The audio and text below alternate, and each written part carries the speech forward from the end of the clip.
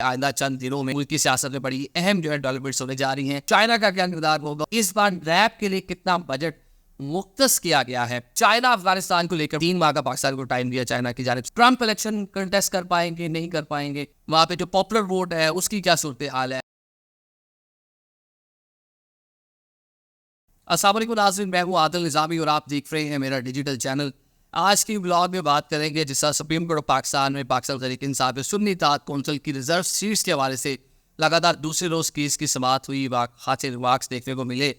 इसके साथ साथ बात हो रही है कि आइंदा चंद दिनों में, आइंदा चंद महीनों में 3 माह, जैसा शेख रशीद भी बात कर रहे हैं कि मुल्क की सियासत में बड़ी अहम डेवलपमेंट्स होने जा रही हैं। उसके मसाइल या उसकी वजूहात क्या हैं कि अगर 3 माह बड़े अहम करार दिए जा रहे हैं, उसमें अमेरिका का क्या किरदार होगा, चाइना का क्या किरदार होगा, और पाकिस्तान के जो अदालती मामलात हैं और पाकिस्तान के अंदर जो एक नई लहर आने वाली है, ये 3-4 फैक्टर किस तरह से उसके लिए जो है अहम होंगे और किस तरह असरअंदाज होंगे, आज के ब्लॉग पर इस पर बात करेंगे। इसके साथ साथ बिलावल भुट्टो ने आज कौमी असम्बली में खिताब किया, नैब के हवाले से कुछ बातें की, नैबजादे ये क्या बुरा मामला है और इस बार नैब के लिए कितना बजट मुख्तस किया गया है, आप ये भी बताएंगे, पिछली बार से कितना ज़्यादा है। सबसे पहले बात कर लेते हैं जनाब के शेख रशीद वैसे बड़ी डेटें देते रहे हैं, तारीखें देते रहे हैं, और अभी उन्हें एक नई तारीख दी है कि 30 अगस्त तक जो है वो मामला पता चल जाएगा कि क्या होने जा रहा है, किस तरफ वो किस करवट बैठने को जा रहा है। शेख साहब ने क्यों ये टाइम दिया, और 3 माह की जो बात हो रही है, आइंदा 3 माह बड़े डिसाइसिव रोल प्ले करेंगे पाकिस्तान की सियासत में या पाकिस्तान की जो पॉलिटिकल सिमत है उसके हवाले से। सबसे पहले अमेरिकन इलेक्शंस नवंबर में होंगे, 6 नवंबर को अमेरिका के यहाँ इंतखाबात होने जा रहे हैं, लेकिन 18 जुलाई तक उसके हवाले से तमाम तर चीज़ें फाइनलाइज हो जाएगी। मतलब फाइनलाइज इस तरह हो जाएगी कि पता चल जाएगा कौन कौन प्रेसिडेंशियल कैंडिडेट है। उसके बाद अमेरिका की जो एक अपनी FBI, जो उसके अपने CIA, उसके अपने मामलात हैं, ये भी पता चल जाता है उनको बर वक्त के कौन विनिंग पोजीशन में है। इसलिए हमारे यहाँ भी पता चल जाता है, देखें ना 8 फरवरी के इलेक्शन में पहले हमें पता था क्या होगा, कौन वज़ीर आज़म बनेगा, कौन सदर बनेगा, तो सब वहाँ पर भी कुछ इस तरह की चीज़ें हैं कि पता चल जाता है। लेकिन वो चले कि शफाफियत के अंदाज में पता चलता है कि कौन पावर में आने को है या किसकी पॉपुलैरिटी किस स्टेट में कितनी है, ट्रंप इलेक्शन कंटेस्ट कर पाएंगे नहीं कर पाएंगे, ये सारी की सारी चीज़ें 18 जुलाई तक फाइनलाइज हो जाएगी। या दूसरी जो जमातें, डेमोक्रेट्स किसको मैदान में उतारते हैं, रिपब्लिकन किसको उतारते हैं, वहाँ पे जो पॉपुलर वोट है उसकी क्या सूरत हाल है, इलेक्टोरल वोट जो है वो किसकी जानिब ज़्यादा दिखाई दे रहा है, तो उससे भी डिसाइड होगा कि क्या दुनिया की सियासत में क्या होने जा रहा है। क्योंकि जैसे ये चीज़ें फाइनलाइज होती है तो अमेरिकन जो अदारे हैं वो दुनिया के बारे में उस प्रेसिडेंट के माइंड सेट को देखते हुए उसकी पॉलिसीज को पहले काम करना शुरू कर देते हैं कि हमने इस डायरेक्शन में हमने आगे बढ़ना है। जो हम देखते हैं कि कुछ बयान भी इस तरह के आए, एवं मुशाहिद हसन सैयद ने एक दिन कहा कि अगर ट्रंप प्रेसिडेंट बनते हैं तो पहला ऑर्डर देंगे इमरान खान बाहर आ जाए। तो इस तरह की कुछ पाकिस्तान में जो क्या सराहियाँ हो रही है कि बड़ा डिसाइसिव रोल होगा इस पूरे अमेरिकन इलेक्शन का पाकिस्तानी सियासत में, तो बड़ा अहम जो है इसको समझा जा रहा है। दूसरा जनाब, चाइना अफगानिस्तान को लेकर बड़ा कुछ चीज़ों को तेज़ी से करने के लिए 3 माह का पाकिस्तान को टाइम दिया चाइना की जानिब से कि अपने इन हाउस चीज़ें ठीक करें, लॉ एंड ऑर्डर उसके अंदर शामिल है, आपकी पॉलिटिकल स्टेबिलिटी उसके अंदर शामिल है। जिस तरह अज़्म पाकिस्तान ऑपरेशन जो है, अज़्म इस्तेकाम पाकिस्तान ऑपरेशन जो है वो शुरू करने की बात हो रही है, तो ये भी उसी की ही एक रीज़न दिखाई दे रही है जो चाइनीज़ मुतालबा है। तो आइंदा 3 माह में उसको भी पाकिस्तान ने फुलफिल करना है। अगर ये सारी चीज़ें हो गई जो मौजूदा हुकूमत है, तो इसके लिए समझ लें कि थोड़ी चीज़ें आसान हो जाएंगी। तीसरा जनाब, supreme court of Pakistan justice Qazi Faez साहब के चंद माह बाकी हैं, सुप्रीम कोर्ट छुट्टियों पर भी जा रहा है, बहुत सारे आईनी और कानूनी मामला इस time supreme court of Pakistan में ज़ेर समाअत हैं। तो काजी साहब छुट्टियों से पहले या वापस आकर कितने पावरफुल रहते हैं या उनके डिसीजन किस तरह के होते हैं, जिस तरह पाकिस्तान तहरीक इंसाफ या सुन्नी इत्तेहाद कौंसिल के केसेस में हम देख रहे हैं। बाकी जजेस एक और साइड पर, एक और लाइन पर नज़र आ रहे हैं, काजी साहब एक और लाइन पर नज़र आ रहे हैं।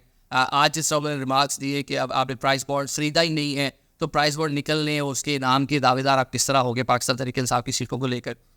उसी सुप्रीम कोर्ट में बैठे हुए जज जस्टिस अतर मिनल्ला कह रहे हैं कि जिस अंसारी हुकूक की खिलाफ वर्जियाँ हुई, सुप्रीम कोर्ट पाकिस्तान स्टैंड यानी रेत में सर निकल, सारी चीज़ों से आप कतई नज़र उसको आप फॉरगेट नहीं कर सकते, उसे नज़रअंदाज या उसको इग्नोर नहीं कर सकते, आपको सब देखना पड़ेगा। दीगर जजेस उसके ऊपर क्या राय रख रहे हैं वो भी आपके सामने है। तो बज़ाहिर यही लग रहा है कि अगर काजी साहब जाते हैं तो उसके बाद शायद एक सुप्रीम कोर्ट में तब्दीली आए, लेकिन जो ये फैसला है पाकिस्तान तहरीक इंसाफ की रिजर्व सीट्स को लेकर, ये डिसाइसिव रोल प्ले करेगा। अगर ये पाकिस्तान तहरीक इंसाफ को सीट्स नहीं मिलती, ये हुक्मरान इत्तेहाद या बाकी अपोजिशन पार्टीज़ को, हुकूमती पार्टीज़ को मिल जाती है तहरीक इंसाफ को छोड़कर, क्योंकि उसके पास इंतखाबी निशान नहीं था, तो जो हुकूमत के पास फिगर है 224, मतलब लेजिस्लेशन करने की पावर नेशनल असम्बली में, पंजाब असम्बली में उनके पास होगी। जो सियासत बैत के मालिक को, जो कानूनी जो तरामीम है वो करना चाहे कर सकते हैं। 224 का जो हिस्सा है वो हुकूमत के पास होगा। उसमें जो जजेस के हवाले से बात है कि मौजूदा चीफ जस्टिस की मुलाजमत जो है इसको बढ़ाने का मामला, इसके साथ साथ कुछ इस हवाले से भी क्या सराहियाँ हो रही हैं कि जो सूबाई जो हाई कोर्ट है उसके जजेस की ट्रांसफ़र और पोस्टिंग के मामला भी हो सकेंगे। जिस इस्लामाबाद हाई कोर्ट के 6 जजेस ने ख़त लिख दिया अदारों की जो मदाफ़त है उस हवाले से। आप शायद ये पावर आ जाए या उस जो कानून साजी है उसके हवाले से दी जा सके कि आप जजेस का ट्रांसफ़र करें। इस्लामाबाद हाई कोर्ट का जज उठा के बलोचिस्तान लगा रहे, सिंध भेज दें 2 जजेस को, एक को पंजाब से इस्लामाबाद ले आए। तो ये अगर हो जाता है तो ये वही जो हम सिविल ब्यूरोक्रेसी में देखते हैं मामला के ट्रांसफ़र पोस्टिंग, कोई ऑफिसर अच्छा परफॉर्म नहीं कर रहा, उस टाइप की हुकूमत की बात नहीं मान रहा, सीएम उसे नाखुश है तो उसकी खिदमत वफाक को दे दी जाती है, वफाक से उसकी खिदमत दी जाती है बलोचिस्तान को, जीबी को, कश्मीर को, या इंटीरियर सिंध में किसी न किसी पोस्टिंग को उसको खुद एक लाइन उसको लगा दिया जाता है। तो ये वाली पावर भी हो सकता है कि दी जाए इस पूरे मामले से। तो अगर ये सीटें जो है पाकिस्तान तहरीक साहब को नहीं मिलती और ये हुकूमत और जो हुकूमती इत्तेहाद है उसको मिल जाती है तो इतनी पावर होगी कि इस तरह की कानून साजी। और इसके बाद आगे जो मामला तोड़े जा रहे हैं जैसा अज़्म इस्तिक़ाम पाकिस्तान की बात है, पाकिस्तान की तारीफ है, थोड़ी इस पर नापसंदीदा बात है कि जब भी पाकिस्तान में जो एक्सटेंशन मिली है किसी न किसी ऑपरेशन में हम थे, क्यानी साहब को मिली, राहील शरीफ साहब ऑपरेशन तो था लेकिन यहाँ नहीं, कहीं और एक्सटेंशन ले ली उन्होंने। फिर बाजवा साहब के टाइम पे आप देख लें ये जो ऑपरेशन हो रहे थे, बल्कि आप देखेंगे फैज़ हमीद साहब को हटाने के जब मामला आया, बल्कि आज भी पाकिस्तान तहरीक साहब इस पर जो है वो बात करती है कि अफगानिस्तान में जो सूरत हाल तो उसको चेंज नहीं करना चाहिए था। फैज़ साहब ने बहुत अच्छा काम किया।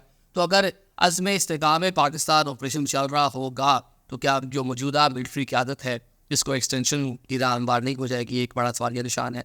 तो ये मामला इस तरह से सबसे इसमें जो बढ़कर जो अहम बात है वो जो शेख साहब जो एक अवामी पल्स की बात करते हैं वो यही है कि आपको अगस्त के सितंबर के महीने के जो बिजली के बिल है उसमें जो नए टैक्सेस लग कर आएंगे, जो सारी चीज़ें होंगी, तो उससे लगता है बाजार के अवाम सड़कों पर निकले। लेकिन मैं उनसे इस बात से मुतफिक नहीं हूँ क्योंकि हमारी जो लोग हैं वो कभी भी गुरबत, महंगाई, बेरोज़गारी के लिए सड़कों पर नहीं निकले। वो पॉलिटिकल एजेंडास पूरे करने के लिए इन मामला के लिए निकलते हैं लेकिन कभी भी अपने मामला के लिए नहीं निकले।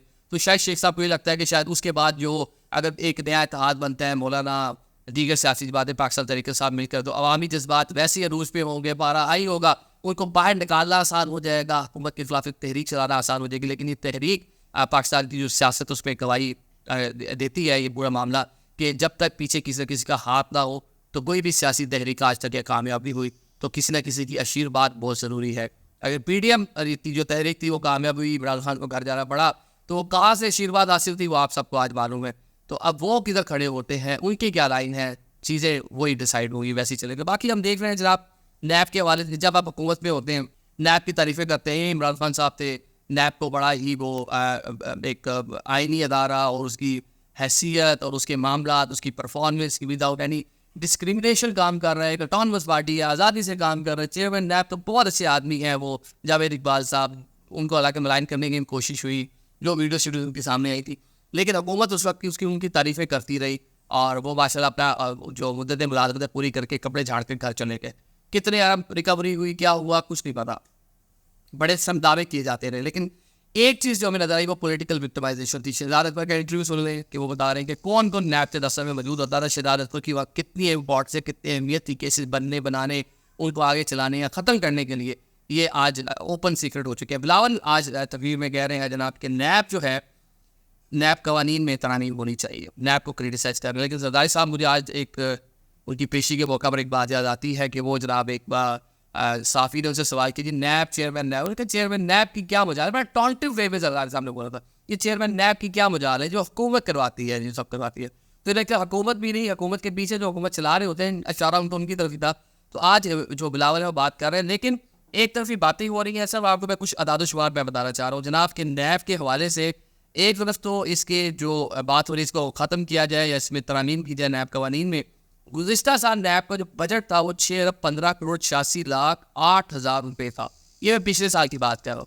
लेकिन इस साल बजट में नैब के लिए जो रकम मुख्तस की गई वो 7,11,63,00,000 में, यानी कि 96 करोड़ का इजाफा किया गया। क्या नैब की परफॉर्मेंस थी, क्या नैब ने कार्रवाइयाँ की, क्या नैब ने अभी तक रिकवरियाँ की, क्या वो फालूदे वाला, कुल्फ़ी वाला, वो मकसूद चपरासी, एक जो फालूदे वाला है वो प्रेसिडेंसी में बैठा हुआ है, जो मकसूद चपरासी वाले साहब हैं वो प्राइम मिनिस्टर हाउस में बैठे हुए हैं, उस टाइम आप केसेस में ज़मानत नहीं लेने दे रहे कि उसको भी आप जो है इंडोर्स नहीं कर रहे थे अदालतों में कि जिनकी ज़मानत नहीं होनी चाहिए इनको जेल में होना चाहिए। बाद में आप कहते हैं हमारे पास सबूत ही नहीं है। सुप्रीम कोर्ट भी इसके ऊपर जो है गुज़िश्ता समाअत पर इस पर बात हुई थी, नैब जब खान साहब भी पेश हुए थे। तो ये पूरी सूरत हाल है। लेकिन इस सब की रीज़न इस पूरे मामला से जो एक स्टेबिलिटी का ना होना वो हमें आगे बढ़ता हुआ नज़र आ रहा है। चाइनीज़ जिस डेलीगेशन पाकिस्तान एक ही चीज़ पे सेंट्रिक थे वो कि स्टेबिलिटी स्टेबिलिटी स्टेबिलिटी, वो पॉलिटिकल हो, अमन ईमान हो, ये सारी की सारी चीज़ें वो एक चीज़ से जुड़ी हुई है, वो पॉलिटिकल स्टेबिलिटी है। अब जो पॉलिटिकल स्टेक होल्डर है उनका हिस्सा जो जायज़ हिस्सा जो बना जिस तरह पाकिस्तान तरीके से बात कर रही है कि 8 फरवरी का इलेक्शन चोरी हुआ, हमें उसका ऑडिट चाहिए, हमें हमारी सीट्स वापस जाएंगी। तो जब उनको सीट्स मिल जाएगी तो आराम से बैठ जाएंगे, चले कोई डायलॉग हो जाए, आइंदा के लिए कोई बातचीत आगे चल पड़े तो शायद थोड़ा सा पॉलिटिकल टेम्परेचर कम हो जाए। वो कम होगा तो यहाँ पर स्टेबिलिटी आएगी, वरना अज़्म इस्तेकाम पाकिस्तान ऑपरेशन की सिस्टम बात हो रही है। अब इसकी कितनी ज़रूरत है कितनी नहीं है, सियासी जमातें अब इसकी ज़रूरत तो समूह है भी, अब कितनी नहीं है इसका आप यहाँ से अंदाज़ा लगा लें कि मौलाना फजलुर रहमान और कुलदी साहब जो स्टम गवर्नर है KP के, और इसके साथ साथ वज़ीर आला जो है वहाँ पर गंडापुर साहब, एक ही हल्के से ताल्लुक़ रखते हैं और शाम 6-7 बजे के बाद उस हल्के में आप घर से बाहर नहीं निकल सकते। सिक्योरिटी फोर्सेस शाम मतलब मगरिब के टाइम अपने अपने इलाकों में वापस अपने अपने जो बैरकें हैं वहाँ पे वापस चले जाते हैं। रात को वो no go area security forces के लिए भी बना हुआ है। तो यहाँ से अंदाज़ा लगा लें कि ऑपरेशन की इस तरह की ज़रूरत है कि नहीं है। लेकिन क्यों सब उसको अपोज कर रहे हैं? ये तीनों शख्सियात जिनका अपने नाम है, तीनों का तहफ़्फ़ुज़ात है। वो अदम इस्तेकाम ऑपरेशन नाम दे रहे हैं, गंडापुर साहब CM होने के बावजूद उसको अपोज कर रहे हैं।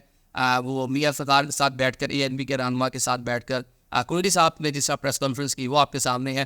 तो इसकी रीज़न सिर्फ एक पॉलिटिकल स्टेबिलिटी ना होना, जो पॉलिटिकल लोगों के खदशात हैं या पॉलिटिकल जो ग्रीवेंसेस हैं उनको एड्रेस ना होना एक बड़ी वजह है कि आप जो कौमी इश्यूज़ है उसमें भी आप सियासत कर रहे हैं और एक बीच में नहीं आ रहे हैं।